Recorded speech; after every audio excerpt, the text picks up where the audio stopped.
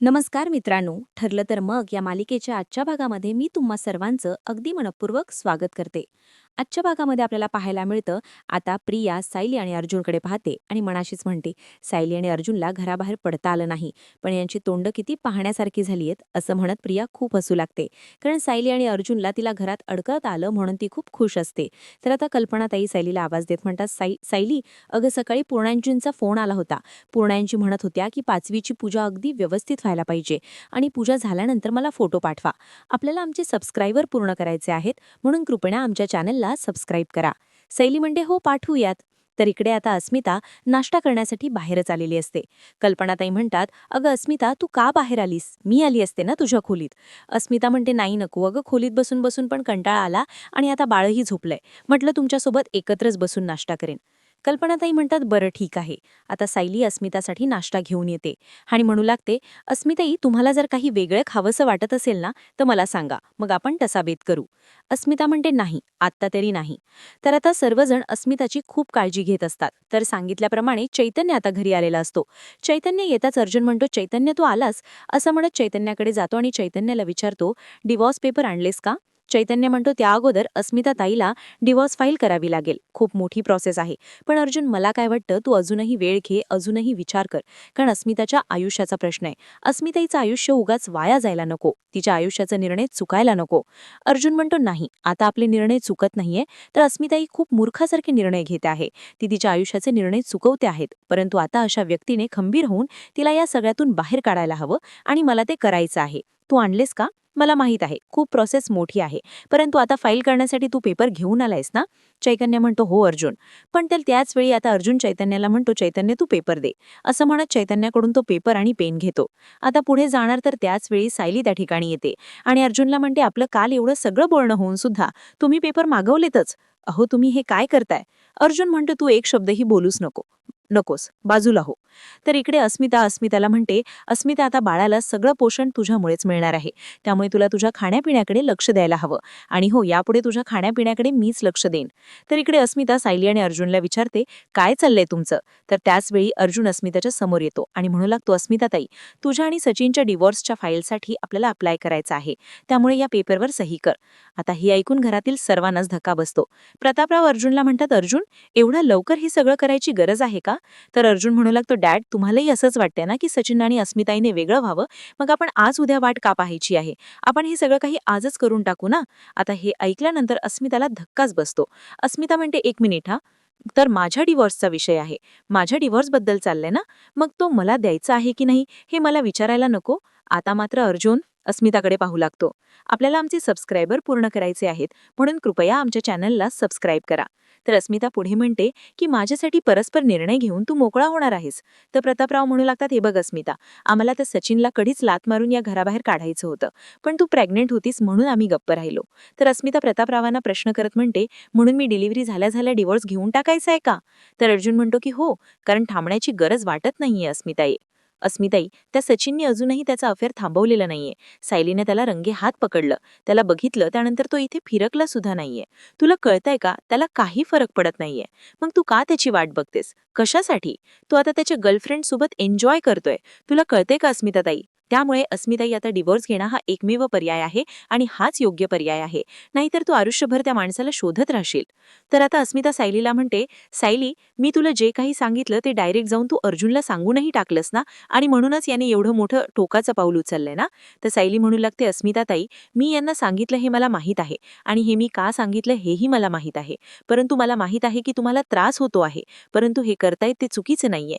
त्यांचा हेतू चांगला आहे. हा माझा संसार मोडतो आहे आणि हा हेतू चांगला कसा काही असू शकतो? काय बोलतेस सायली तू? आणि चैतन्य, तू हे पेपर घेऊन आलायस ना? आणताना तुला काहीच वाटलं नाही का? तू मला बहीण मानतोयस ना? तर चैतन्य म्हणू लागतो, अस्मिताई, माझा नाईलाज झाला आणि म्हणूनच तर अर्जुन म्हणतो, मीच सांगितले होते त्याला पेपर बनवायला आणि माझ्या सांगण्यावरूनच तो पेपर घेऊन आला आहे, कारण हीच योग्य वेळ आहे. नाहीतर तू त्या माणसाला शोधायला गेली असतीस. तर कल्पनाताई म्हणतात, शोधायला जाणार म्हणजे? अस्मिताने नक्की कोणता निर्णय घेतला आहे? सायली सायली म्हणते, आई, मी याबद्दल तुमच्याशी नंतर बोलते. तर अस्मिता म्हणू लागते, नंतर किंवा आत्ता मला कोणाशी काहीही बोलायचं नाही आणि डिवोर्स घेणं किंवा न घेणं हा माझा निर्णय आहे. आणि अर्जुन, तू हे सगळं काही केलंयस ते मला अजिबात आवडलेलं नाहीये. तर सायली म्हणू लागते, अस्मिताताई, सचिन भाऊजींसारख्या माणसाला माफ करणं, अगदी अजूनही माफ करणं, ही सगळ्यात मोठी चूक आहे. कळत नाहीये का तुम्हाला? तर अस्मिता सायलीवर चिडते आणि म्हणू लागते, "सायली, तू तर काही बोलूच नकोस गं. तुला ही चुगली करायची काय गरज होती? खरं तर मला हे नातं मोडायचं नाहीये. मला माझ्या नात्याला दुसरी संधी द्यायची आहे. आणि तुम्हाला जर ते मान्य नसेल तर ती तुमची मर्जी. पण काही झालं तरी मी हे नातं तोडणार नाही." आता अस्मिताचा हा निर्णय ऐकून घरातील सर्वांनाच धक्का बसतो. सायली अस्मिताला समजावण्याचा प्रयत्न करते, परंतु अस्मिता ऐकून घ्यायला तयारच नसते. ती तिच्या निर्णयावर ठाम असते. अस्मिता म्हणू लागते, "मला माझा संसार मोडायचा नाहीये. मला माझ्या नात्याला दुसरी संधी द्यायची आहे. तुम्हाला जर ते पटत नसेल तर मला ते ऐकून घ्यायचं नाही. पण मी माझ्या निर्णयावर ठाम आहे." आता सर्वजण अस्मिताला समजावण्याचा प्रयत्न करतात. प्रतापराव म्हणू लागतात, "अस्मिता, अगं तुझ्या नवऱ्याला तुझी काळजी तरी आहे का? त्याला मुलगा झाला हे तरी त्याला माहीत आहे का?" तर अस्मिता म्हणते, "पण तुम्ही त्याला कळवलंत का?" सायली म्हणते, "अस्मिताताई, त्यांचा मोबाईल स्विच ऑफ आहे हे तुम्हाला सुद्धा माहीत आहे." अस्मिता म्हणते, "म्हणूनच मला त्याची काळजी वाटते. एका बायकोचं मन जाणून घेण्याऐवजी तुम्ही तिच्यासमोर डिव्होर्स पेपर घेऊन येताय.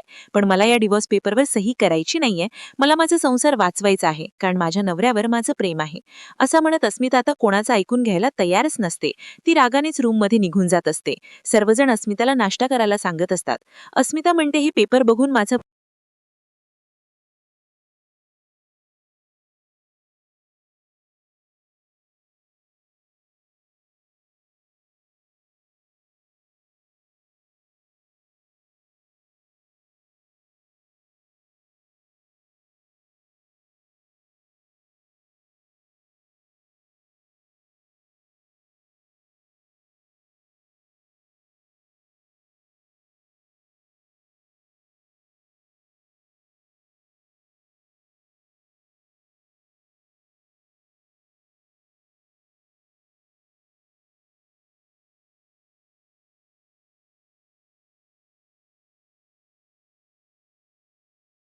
पोट भरलं आहे.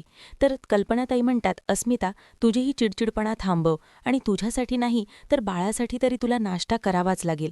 कारण तू जर उपाशी राहिलीस ना तर त्यालाही उपाशी राहावं लागेल." अस्मिता विमलताईंना म्हणते, "विमलताई, माझा नाश्ता रूममध्येच घेऊन या. मला इथे करायचं नाही." असं म्हणत अस्मिता रागानेच तिथून निघून जाते. तर सायली अर्जुन आणि चैतन्याला म्हणते, "स्टडीमध्ये या. मला तुमच्याशी बोलायचं आहे." आता सायली खूप चिडलेली असते. सायली, अर्जुन आणि चैतन्य तिथून निघून जातात. तर इकडे प्रिया मनाशीच म्हणते, "काय वा, किती गंमत आहे ना. म्हणजे अस्मितासारख्या वेड्या बायका असतात म्हणूनच सचिनसारख्या माणसांचं फावतं. पण असू दे, ड्रामा बघायला मात्र मजा येतोय. या पुढचा अंक मी लिहिला तर." असं म्हणत प्रियाच्या मनात आता अजून वेगळे विचार चालू असतात. तर दुसरीकडे पाहायला मिळतं, सचिन शांत झोपलेला असतो आणि ज्यावेळी सचिनला जाग येते त्यावेळी त्याच्यासमोर साक्षी असते. साक्षीला पाहून थोडा सचिन घाबरतो आणि घाबरतच म्हणतो, "काय झालं साक्षी, अशी का पाहतेस?" साक्षी म्हणते, "काही नाही. किती गोड झोपला होतास ते पाहून. खरंच असं वाटलं की दिवसभर तुझ्याकडे पाहतच बसावं. मी अख्खा दिवसभर तुझ्याकडे पाहू शकते." तर आता सचिन नाटक करत मनाशीच म्हणतो, "एवढा मोठा ड्रामा केला, एवढं सगळं काही नाटक केलं, परंतु ही साक्षी मात्र काहीच बोलत नाहीये. पैसे देते म्हणाली, पण पुढे काही बोलतच नाहीये." तर साक्षी सचिनला विचारते, "काय झालं? कसला विचार करतोयस?" तर सचिन म्हणतो, "काही नाही साक्षी. अगं साक्षी, मला सांग, आपण अजून किती दिवस असं अण्णांच्या घरी राहणार आहोत? इथे पोलीस सुद्धा येऊन गेलेत आणि उगाच जर परत पोलीस आले तर रिस्क नको." साक्षी म्हणते, "नाही, कोणीही येणार नाही. तुला असं का वाटतंय की पोलीस इथे येणार? अरे पोलीस इथे येऊन गेलेत. त्यांनी अख्ख्या घराचा शोध घेतलाय. त्यांना काही सापडलं का? नाही ना? म्हणजे त्यांना आता असंच वाटतं की आता हे घर रिकामी आहे. त्यामुळे आपल्यासाठी सेफ जागा हीच आहे." तर सचिन म्हणतो, "पण साक्षी." साक्षी म्हणते, "हो, त्यामुळे आपण इथेच राहायचं आहे." त्यामुळे सचिनला आता काही बोलताच येत नाही. तर दुसरीकडे सुभेदारांच्या घरी आपल्याला पाहायला मिळतं, सायली अर्जुनला म्हणते, "मी तुम्हाला काय म्हणाले होते, प्लीज एवढ्या लवकर हे सगळं काही करू नका. तरीसुद्धा तुम्ही केलंच ना. अहो अस्मिताताईंना यामुळे किती त्रास होतो हे तुम्हाला कळत नाहीये का?" अर्जुन म्हणतो, "यातूनच तिला बाहेर काढण्याचा माझा प्रयत्न चालू होता, पण ती ऐकून घ्यायला तयारच नाहीये आणि का डिव्होर्स देत नाहीये?" सायली म्हणते, "आपण अस्मिताईला समजावण्याचा प्रयत्न केला, परंतु अस्मिताई सध्या ऐकून घेण्याच्या मनस्थितीत नाहीयेत. हे तुम्हाला कळत नाहीये का?" अर्जुन म्हणतो, "मला काहीही माहीत नाही. त्या माणसाकडून मला अस्मिताताईची सुटका करून घ्यायची आहे. मला अस्मिताताईला या सगळ्यातून सोडवायचं आहे." तर आता सायली अर्जुनला समजावत असते, पण अर्जुन मात्र त्याच्या निर्णयावर ठाम असतो. "आपल्याला आमचे सबस्क्रायबर पूर्ण करायचे आहेत, म्हणून कृपया आमच्या चॅनलला सबस्क्राईब करा." सायली म्हणू लागते, "तुम्हाला ऐकायचंच नाहीये ना? मग मला सुद्धा तुमच्यासोबत बोलायचं नाही. चैतन्य भाऊजी, तुम्ही त्या वंदना जाधवचा शोध घेणार होता ना? मग आत्ताच यांना घ्या आणि तो शोध घ्यायला जा. काही झाले तरी आजपर्यंत तो शोध पूर्ण व्हायला पाहिजे." तर अर्जुन म्हणतो, "तेवढंच अस्मिताताईचं सुद्धा काम महत्त्वाचं आहे." सायली म्हणते, "मी तुम्हाला जेवढं सांगितलंय ना तेवढं करा."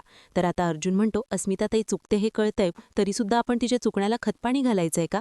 सायली म्हणते मी असं म्हणत नाहीये, तुम्ही वेगळा विचार करताय. प्लीज तुम्ही शांत व्हा, चैतन्य भाऊजी यांना घेऊन जा. तर अर्जुन म्हणतो तरीसुद्धा मी ते काम पूर्ण करणारच. सायली म्हणते ते काय करायचं ना ते आपण नंतर बघू, चैतन्य भाऊजी यांच्या हाताला धरून घेऊन जा. तर आता अर्जुन म्हणतो की मला का चिडायला लावतेस तू? सायली म्हणते अस्मिताताईंची किती चिडचिड होते तुम्हाला कळत नाहीये का? तर अर्जुन म्हणतो मी चिडलो तर चालतं का? आता मला सुद्धा काही बोलायचं नाहीये, चल चैतन्य, असं म्हणत अर्जुन आता तिथून निघून जातो. सायली मनाशीच म्हणते की आता आज 5वीची पूजा आहे आणि यांना दिवसच काय सुचलाय. आज काही झालं तरी ही 5वीची पूजा कशी नीट होईल यासाठी आता मला प्रयत्न करावे लागतील.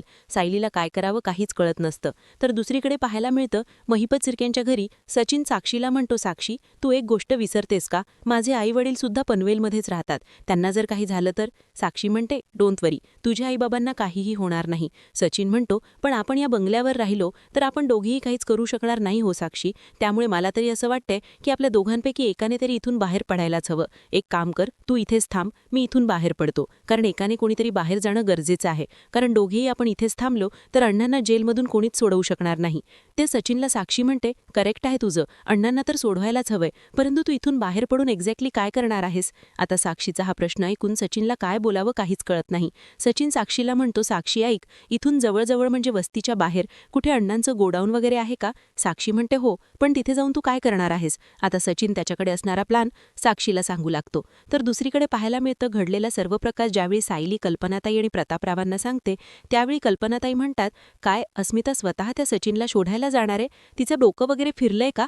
प्रतापराव म्हणतात नाही नाही, तिला काहीही म्हणू देत, परंतु आपण तिला कुठेही बाहेर पडू द्यायचं नाही. आता सायली कल्पनाताई आणि प्रतापरावांचं बोलणं चालू असतं आणि हे सगळं काही चोरून प्रिया ऐकत असते.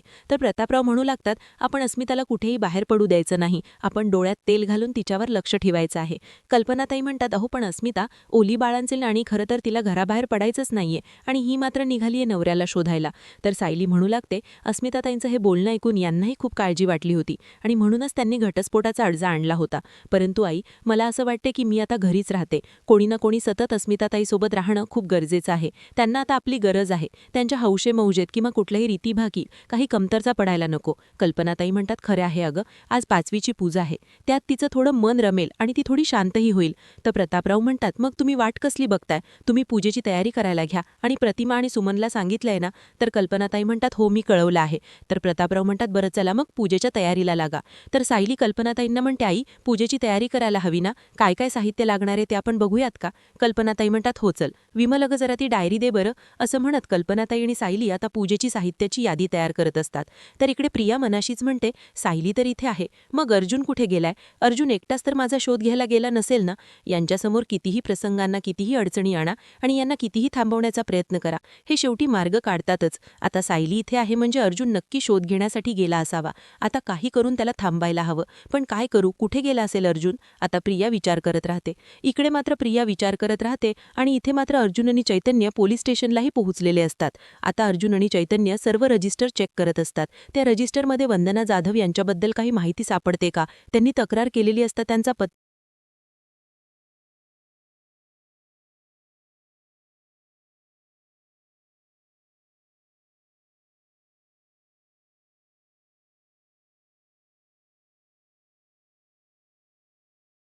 त्यांचा फोन नंबर या सगळ्याचा शोध घेत असतात.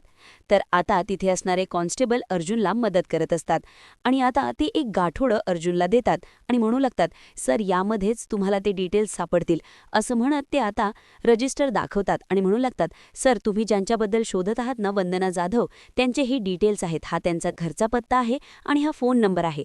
तर चैतन्य म्हणतो हा खूप जुना असेल ना, मग चालू तरी असेल का?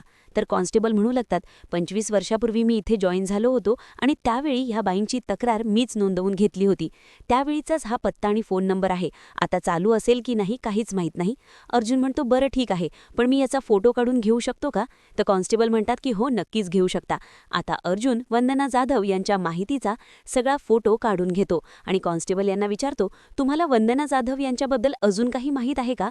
तर कॉन्स्टेबल म्हणतात मला एवढंच माहीत आहे, त्या बाई ज्यावेळी तक्रार करायला आपल्याला आमचे सबस्क्रायबर पूर्ण करायचे आहेत म्हणून कृपया आमच्या चॅनलला सबस्क्राईब करा. त्या आपल्याकडे तक्रार करायला आल्या होत्या ना, त्यावेळी त्यांना त्या लहान मुलीला शोधायचं होतं आणि जर त्यावेळी ती लहान मुलगी सापडली असती ना, तर तिला आम्हाला रिमाइंडरवरच घ्यावं लागलं असतं, परंतु ती मात्र सापडली नाही. मुलगी खूप वेगळीच होती आणि म्हणूनच त्या बाईंनी तिचा खूप शोध घेतला, पण ती मुलगी काही सापडली नाही. अजून त्या बाईंबद्दल मला खरंच काही माहीत नाही. अर्जुन म्हणतो बरं ठीक आहे, असं म्हणत अर्जुन तिथून निघालेला असतो. तर दुसरीकडे पाहायला मिळतं कल्पना आणि सायली आता सगळ्या लागणाऱ्या साहित्याची यादी बनवत असतात, सगळं साहित्य पाहत असतात. तर त्याचवेळी प्रिया नाटक करत सायलीकडे येते आणि सायलीला विचारते, सायली अगं अर्जुनचा फोन आहे का? तू त्याला सांगितलेस का मी ते फोटो पाठवले ते? मी त्याला लहान मुलांचं साहित्य कुठल्या कुठल्या दुकानात मिळतं हे सांगू का? जरा फोन स्पीकरवर ठेवतेस का? सायली म्हणते तू मला पाठव ना फोटो.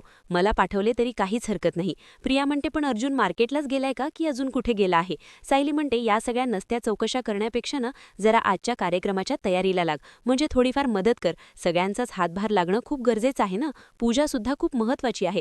तर कल्पनाताई प्रियाला आवाज देत म्हणतात, तन्वी अगं मला जरा मदत करतेस का? असं म्हणत कल्पनाताई प्रियाला बोलावून घेतात. तर इकडे सायली सगळ्या गोष्टी तपासून पाहत असते आणि त्याचवेळी सायलीला पूर्ण आजींचा फोन आलेला असतो. सायली पूर्णांना म्हणते, पूर्ण आजी कसे आहात तुम्ही? पूर्ण म्हणतात मी ठीक आहे. अस्मिता आणि तिचं बाळ कसं आहे ग? तर सायली म्हणते एकदम ठीक, अजिबात काळजी करू नका. आणि बाळा तुमची आठवण काढते, माझी पणजी आजी कधी येणार असं विचारते. पूर्णाजी म्हणतात हो का, मग बाळाला म्हण पणजी आजी लवकरच येणार आहे. सायली अगं आपल्या अस्मिता या सगळ्यातून अगदी व्यवस्थित मोकळी झाली म्हटल्यावर आईच्या चरणी आता आईच्या पायावर पेढे ठेवूनच येईन आणि पणजी आजी लवकरच येईल म्हणावं. सायली म्हणते बरं ठीक आहे. पूर्णाजी म्हणतात सायली अगं मी तुला हेच सांगायला फोन केला होता. अगं मी आल्यानंतर आपल्या पनवेलच्या गावदेवीच्या मंदिरात जाणारच आहे, परंतु आज 5वी पूजन आहे ना, त्या अगोदर तू आणि अर्जुन जाऊन आई गावदेवीचं दर्शन घेऊन या आणि म्हणूनच मी तुला फोन केला होता. सायली म्हणते बरं ठीक आहे, हे आता बाहेर कामासाठी गेलेच आहेत, हे आल्यानंतर आम्ही जाऊ असं म्हणत सायली फोन ठेवते. आता सायली अर्जुनला फोन करायला घेते. तर दुसरीकडे अर्जुन सतत वंदना जाधव यांना फोन करण्याचा प्रयत्न करत असतो. तर आता अर्जुन चैतन्याला म्हणतो वंदना जाधवचा हात जर पत्ता असेल तर मग त्या कुठे आहेत, त्यांना मी फोन करण्याचा प्रयत्न करतोय, पण त्या फोनही उचलत नाहीयेत आणि मध्ये सायलीचे फोन येत आहेत, मला कट करावे लागतायत. चैतन्य म्हणतो 1 मिनिट, तू सायली वहिनीचे फोन कट करतोयस? अर्जुन म्हणतो हो. चैतन्य म्हणतो सायली वहिनीचे फोन झालं तर मग आता तुला घरी जाऊन त्याचे परिणाम भोगावेच लागतील. तर आता अर्जुन चैतन्याला म्हणतो चैतन्य तू मला घाबरवतोयस का? चैतन्य म्हणते नाही नाही, मी तुला घाबरवत वगैरे नाहीये, मी फक्त तुला अलर्ट करत आहे, कारण कसं आहे हे तुलाही माहीत आहे. सायली वहिनी एकदा जर चिडली, ती जर बोलायची बंद झाली तर 3-4 दिवस ती बोलत नाही. आता मात्र अर्जुनच्या लक्षात येताच अर्जुन म्हणू लागतो तू मला घाबरवतोयस? 1 मिनिट असं म्हणत आता अर्जुन सायलीला फोन करायला घेतो. सायली फोन उचलते आणि अर्जुनला म्हणते अहो काय आहे, मी किती वेळ झाला तुम्हाला फोन करते? अर्जुन म्हणतो की हो पण मी वंदना जाधवला फोन करत होतो, त्याच्यामुळे तुझे फोन कट करावे लागले. बोल काय झालं आहे? सायली म्हणते काही नाही, आपल्याला आई गावदेवीच्या मंदिरात जावं लागेल. अर्जुन म्हणतो आज? तर सायली म्हणते की हो पूर्णाजी म्हणाल्यात म्हणजे जावं लागणारच ना. अर्जुन म्हणतो बरं ठीक आहे. सायली म्हणते तुम्ही सरळ तिथेच येता का, मी तुम्हाला तिथेच भेटते. अर्जुन म्हणतो बरं ठीक आहे. तर त्याचवेळी त्या ठिकाणी प्रिया येते आणि सायलीला म्हणते सायली अगं अर्जुनचा फोन आहे का, तू त्याला सांगितलंयस का मी ते फोटो पाठवलेत ते? मी त्याला लहान मुलांचं साहित्य कुठल्या कुठल्या दुकानात मिळतं हे सांगू का, जरा फोन स्पीकरवर ठेवतेस का? सायली म्हणते मी आता आई गावदेवीच्या मंदिरात जातच आहे, येताना तुझं सगळं साहित्य घेऊन ये, मलाच फोटो पाठव. असं म्हणत आता सायली आता प्रियाला सरळ उत्तर देते आणि अर्जुनला म्हणते बरं आपण मंदिरातच भेटू. असं म्हणत सायलीने फोन ठेवलेला असतो आणि सायली तयारी करण्यासाठी निघून जाते. प्रियाची मात्र चांगलीच फजिती झालेली असते. तर दुसरीकडे अर्जुन चैतन्याला म्हणतो चैतन्य तू जी काही भविष्यवाणी पाहिली होतीस ना ती खरी झाली नाहीये, कारण तसं काहीही घडलं नाही. चैतन्य म्हणतो खरंच तसं काहीच घडलं नाही? तर अर्जुन म्हणतो हो पण बायकोने वंदना जाधवबद्दल काही चौकशीच केली नाहीये. चैतन्य म्हणतो वाटलंच होतं, म्हणजे आता घरी जाऊन तुला त्याचे परिणाम भोगावेच लागतील. अर्जुन म्हणतो नाही तसं काही नाहीये, पण बायकोच्या मनात कधी काय येईल काहीच सांगता येत नाही. तर त्याच वेळी आता चैतन्य हसू लागतो. तर अर्जुनला एक फोन येतो. अर्जुन म्हणतो हॅलो. तर आता अर्जुनने जे फोन केलेले असतात त्यांचाच फोन आलेला असतो. ते म्हणू लागतात तुम्ही या नंबरवर सतत फोन करताय, काय काम होतं का? अर्जुन म्हणतो सॉरी पण हा वंदना जाधव यांचा नंबर आहे का? तर समोरून व्यक्ती म्हणते की नाही. अर्जुन म्हणतो मग? तर आता ते म्हणू लागतात पण प्लीज यापुढे या नंबरवर फोन करू नका. असं म्हणत ते फोन कट करतात. चैतन्य विचारतो काय झालंय? अर्जुन म्हणतो हा वंदना जाधव यांचा नंबरच नाहीये. चैतन्य म्हणतो मग आश्चर्य वाटण्यासारखं काय, अरे 25 वर्ष झाली आहेत, येवाना नंबर बदललाही असेल. अर्जुन म्हणतो बरं ठीक आहे ते आपण नंतर बघू, पण ॲड्रेस तरी हाच असेल असं असं वाटतंय, त्यामुळे तू आजूबाजूला चौकशी कर, माझं एक महत्त्वाचं काम आहे, मी आलोच, असं म्हणत अर्जुन तिथून निघून जातो. आता सायली आणि अर्जुन दोघेही मंदिरात आलेली असतात. अर्जुन सायलीशी बोलण्याचा प्रयत्न करतो, काही ना काही कारणाने तिच्याशी बोलत असतो, परंतु सायली मात्र अर्जुनशी काहीच बोलत नाही. अर्जुन म्हणतो, बायको, हे पेढे फक्त इथे ठेवायचेत की पूजासुद्धा करायची आहे? हे पेढे मीच ठेवू की गुरुजींकडे देऊ? परंतु सायली काही बोलत नाही. आता सायलीने आणलेली ओटी आणि सायलीने आणलेले पेढे गुरुजी देवी आईच्या समोर ठेवतात. त्यानंतर सायली देवी आईकडे साकडं घालत म्हणते, देवी आई, आज तुझ्या कृपेने अस्मिताताईंची डिलिव्हरी अगदी सुखरूप झाली आहे, त्यासाठी खरंच तुझे आभार.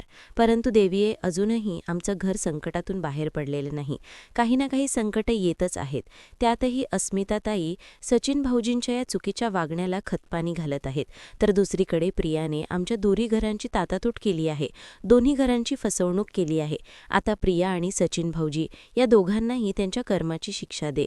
देवी आई, तूच हे सगळं काही करू शकतेस. आता सायली असं बोलताच देवी आईने कौल दिलेला असतो. तिचं फूल आता तिच्या डोक्यावरून खाली पडलेलं असतं. हे पाहून सायली खुश होते. ती धावतच पुढे जाते आणि ते फूल हातात घेते. इथे अर्जुनला चैतन्याचा फोन आलेला असतो. आता चैतन्याने जी बातमी दिलेली असते ती ऐकून अर्जुन खुश होतो आणि घेऊन सायलीला सांगतो. सायलीला म्हणतो, वंदना जाधव अगोदर जिथे काम करत होती तिथला ॲड्रेस मिळाला आहे. सायली खुश होते आणि अर्जुनला म्हणते, तुम्ही जाऊन आता बघू शकता का? आता अर्जुन आणि सायली यांच्यातील अबोलाही मिटलेला असतो.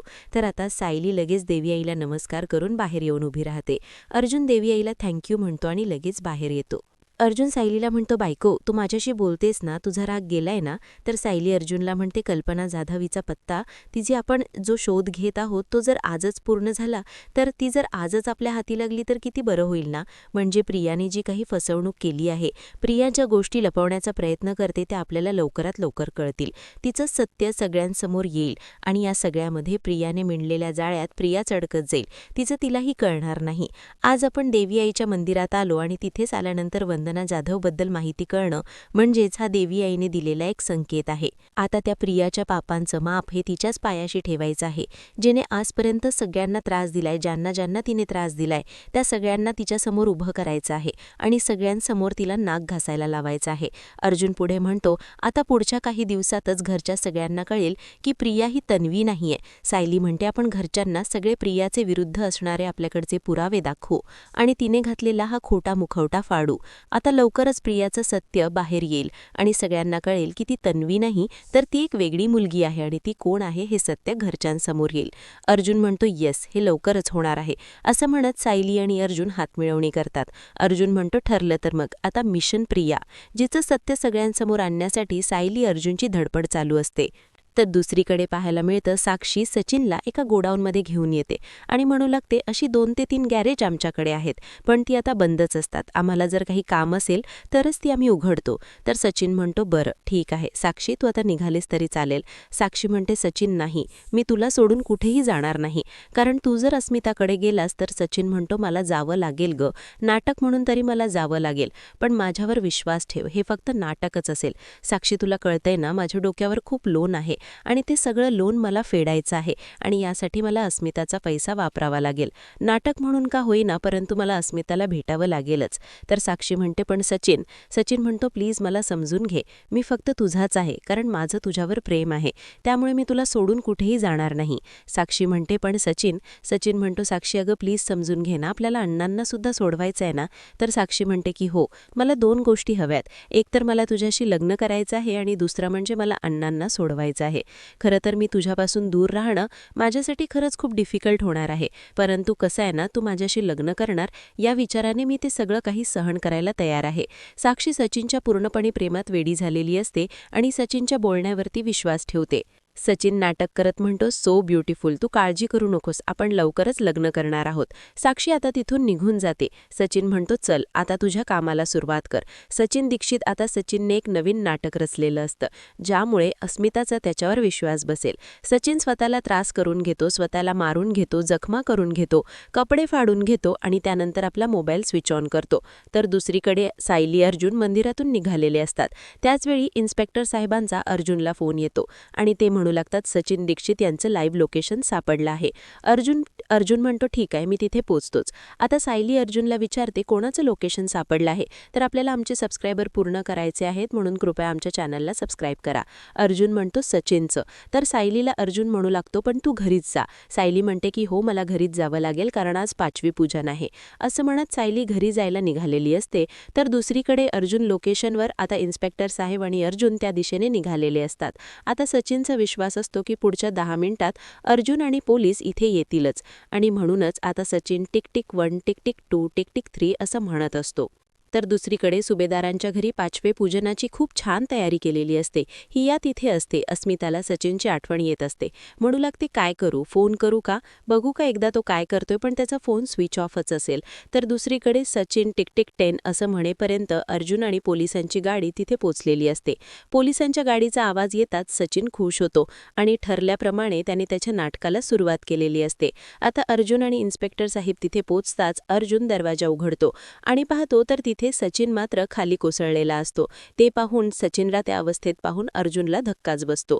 तर येणाऱ्या पुढील भागामध्ये आपल्याला पाहायला मिळतं अर्जुन सचिनला घरी घेऊन येतो. सचिन त्याच्या बाळाला पाहतो आणि चांगुलपणाचं नाटक करतो. अर्जुन त्याला बाजूला करतो आणि म्हणतो झालं ना, बाळाला भेटून झालं आहे असं म्हणत आता अर्जुन सचिनला तिथून घेऊन जात असतो. तर त्याचवेळी अस्मिता म्हणते थांब सचिन, माझा तुझ्यावर पूर्ण विश्वास आहे. काहीतरी कारण असल्याशिवाय तू गायब झाला नाहीयेस. अर्जुन म्हणतो अस्मिताही तुला कळतंय का. आता सायली सुद्धा अस्मिताला समजावण्याचा प्रयत्न करते. तर अस्मिता सायलीला म्हणते सायली जर तुझा नवरा चुकला असता तर तू माफ केलंच असता ना. सायली म्हणते नाही अस्मिताताई, माझ्याकडे चुकीला माफी नाही. आता हे ऐकून अर्जुनला धक्काच बसतो. तर त्यानंतर अर्जुन सायलीला म्हणतो मी जर घरच्या भल्यासाठी काहीतरी तुझ्यापासून लपवलं असेल किंवा मी तुझ्यासोबत खोटं बोललो असेल तर तू मला माफ करशील ना.